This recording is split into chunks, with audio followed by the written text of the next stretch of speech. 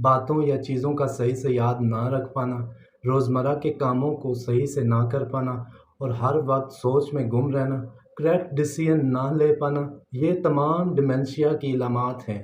Loss of navigation, کار یا bike park کر کے جگہ کا بھول جانا، روزمرہ کے راستوں سے گزرتے ہوئے ان راستوں کا بھول جانا، یعنی اپنے ہی گھر نہ پہنچ پانا، کنفیوژن، گھریلو اشیاء کا رکھ کر بھول جانا، بات کرتے وقت لفظوں کا بھول جانا، بات مکمل کرنے کے لیے کریکٹ الفاظ کا سلپ ہو جانا، بات کرتے وقت لڑکھڑانا، اپنی ہی بولی گئی باتوں کو بار بار دہرانا، یہ تمام علامات ارلی سٹیج آف ڈیمنشیا کی ہو سکتی ہیں۔ الزائمر یعنی ڈیمنشیا میں برین نیورونز کو صحیح سے فیول نہیں مل پاتا، خاص طور پر گلوکوز اور آکسیجن نہیں مل پاتی، نتیجے میں نیورون سنیپسز ڈیمیج ہو جاتے ہیں، سیلولر ریسپائریشن اور سگنل ٹرانسپائریشن رک جاتی ہے، جس سے برین میں ٹاکسک پروٹین اکٹھا ہونے لگتا ہے۔ دوسری طرف دیکھا جائے تو باڈی میں اگر پروٹین اور کیٹونز دونوں موجود ہوں تو برین کیٹونز کو as a primary source choose کرتا ہے اور اپنی انرجی کیٹون سے پوری کرتا ہے۔ کیٹونز کا باڈی میں موجود ہونا لازمی ہوتا ہے۔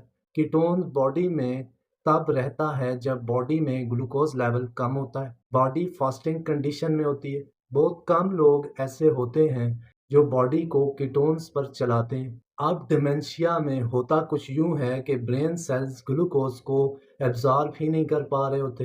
اب یہاں سوال پیدا ہوتا ہے کہ ڈیمنشیا میں کیٹونز کو کیسے بڑھایا جائے۔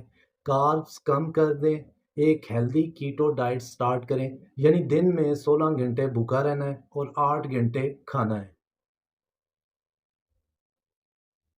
ہوگا کچھ یوں کہ جب آپ ہائی کارب ڈائٹ سے لو کارب ڈائٹ پر آئیں گے تو باڈی میں کیٹونز بڑھنا شروع ہوں گے، اس کے ساتھ فاسٹنگ کے ملانے سے اس کا ایکشن ڈبل ہو جائے گا۔ یہاں ہمارا فوکس ڈیمنشیا کو کم کرنے کے لیے برین کو زیادہ سے زیادہ کیٹونز مہیا کرنا ہے۔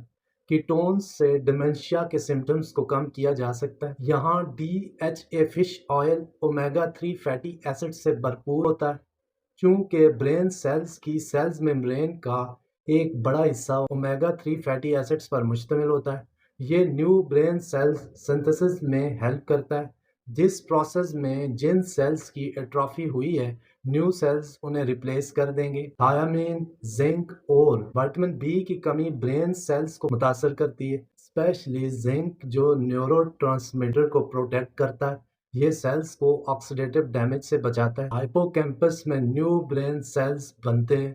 ہائپو کیمپس برین کا وہ حصہ جس سے انسان یادداشت اور نئی چیزیں سیکھتا ہے۔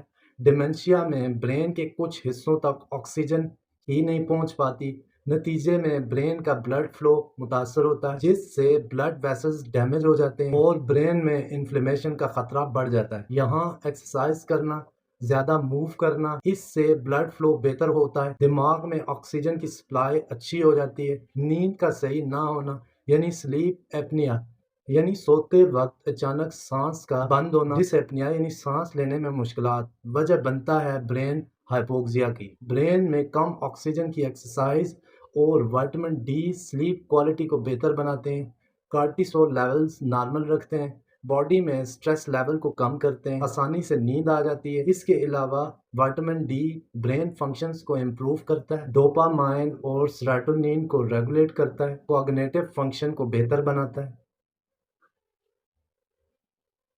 کنفیوژن کو کم کرتا ہے۔ ویڈیو پہ آنے کا شکریہ، آپ سے اگلی ویڈیو میں دوبارہ ملاقات ہوگی، اپنا خیال رکھیں، خدا حافظ۔